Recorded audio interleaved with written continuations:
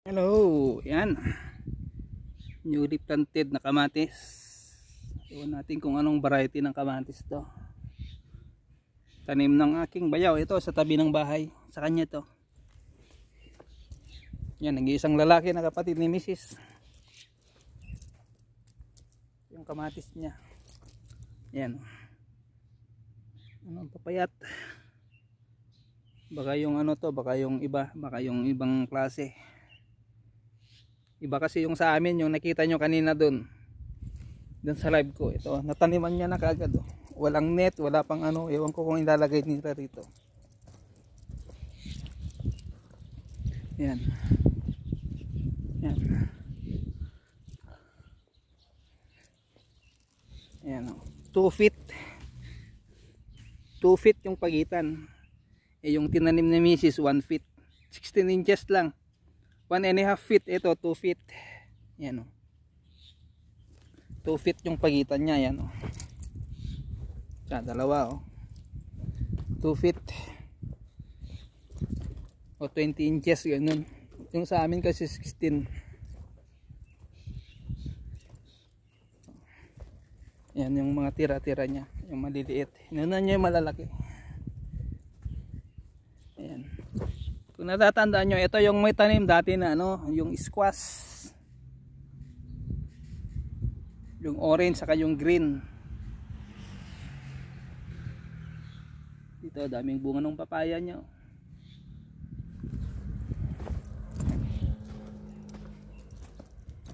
Ako naman preparing pa.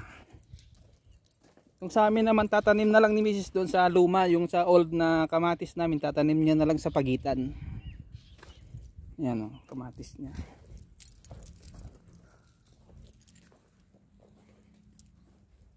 Oh, mahaba, 2 meters yung ano, 2 meters yung pagitan, yung daanan.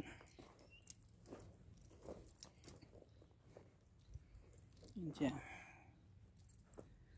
Lakihin natin.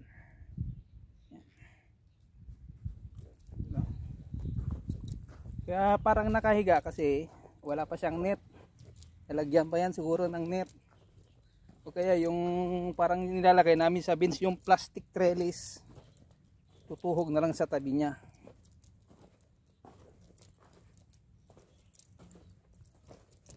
Yan. Iwan niya to. Ay dito sa dulo. Yan, tingnan niya rito, may mga net. Kasi maraming aso dito na napunta. Sa dulo. Sabi niya pag ano, kuha ka lang doon ng saging, yung pala ito. Pag pwede na. Yan o. Kaming buong 1, 2, 3. Yan. Yan yung purple papaya niya eh. Taas na, matanda na. Purple ba yung anuhan ng dahon ba? Hindi gaya ng ito na green. Papaya o, pang tinola. Yung ganito niya, yung pinaka ganito. Green, di ba sa atin green, yellow. Dito meron yung purple. Yung klase ng bunga ng papaya. Yan o. Lalaki.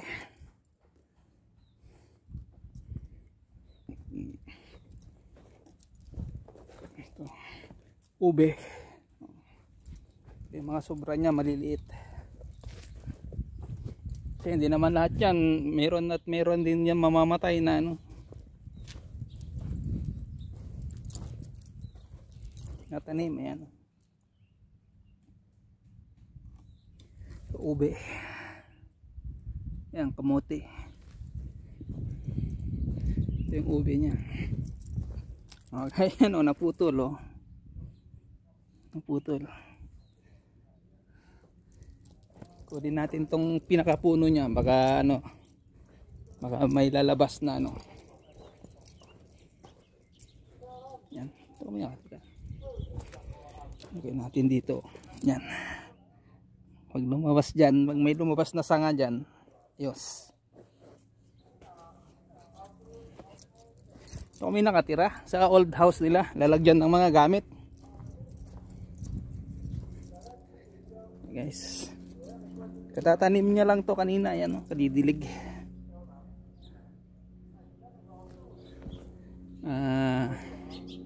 Sa dalawa, 4, 5, 6, 7,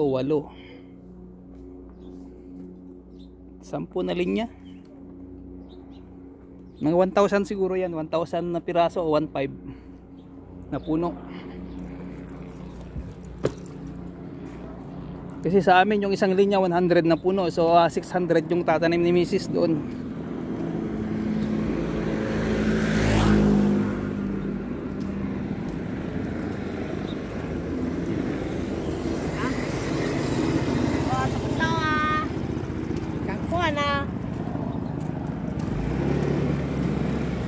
Ano, makulimlim.